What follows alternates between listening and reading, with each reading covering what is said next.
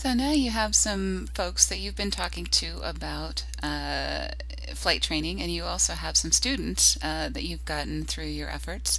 What you need to do to keep that rolling in is follow up and referrals. This can really make the difference between struggling as a flight student or as a flight instructor to get students and being really successful and having a great network of students that really keeps you busy. Why follow up?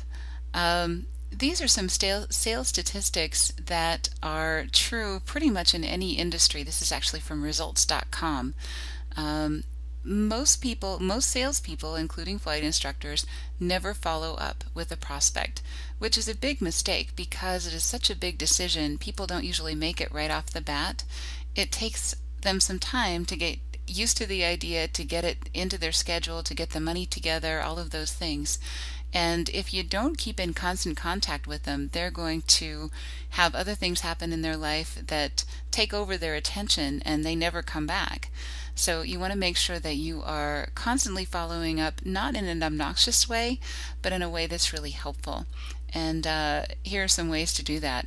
You want to make sure that you always have a next step planned with every prospect and every student. Make sure that they've got something scheduled before they leave the FBO, either as a next lesson if they're a student, or as a follow-up call with you if they're a prospect. Let's find out about that financial aid and let me send you some information and talk to you again next week. You always want to have a next step set up. Now here are some possible next steps that you can use with people. Is it all right if I call you next week to see how you're doing with the financial aid options or organizing your schedule or whatever it is that was their situation?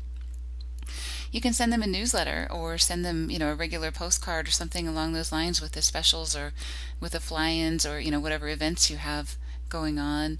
You can send them a magazine article on a topic of interest. So, if they were concerned about the safety issue, you can send them maybe a magazine article that you can look up, or send them a link to an article on the web that is something that's of interest to them. Send birthday or holiday cards. That's always a nice way to stand out and show that you care about them, not just as a student but as a person.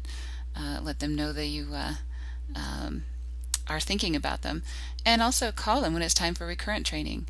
This is a great idea because when someone completes their private lesson or private rating, you might want to put a reminder on your iPhone or whatever you use as your technology, your computer at home, to remind you to give them a call in a year when it's time to do recurrent training.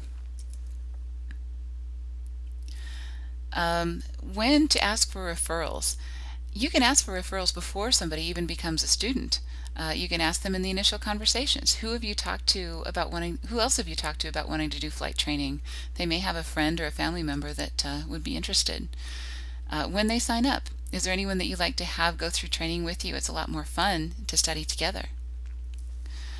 After their first solo flight, they're usually really excited, and that's a time when it's good to ask them, who else do you know that would love to do this?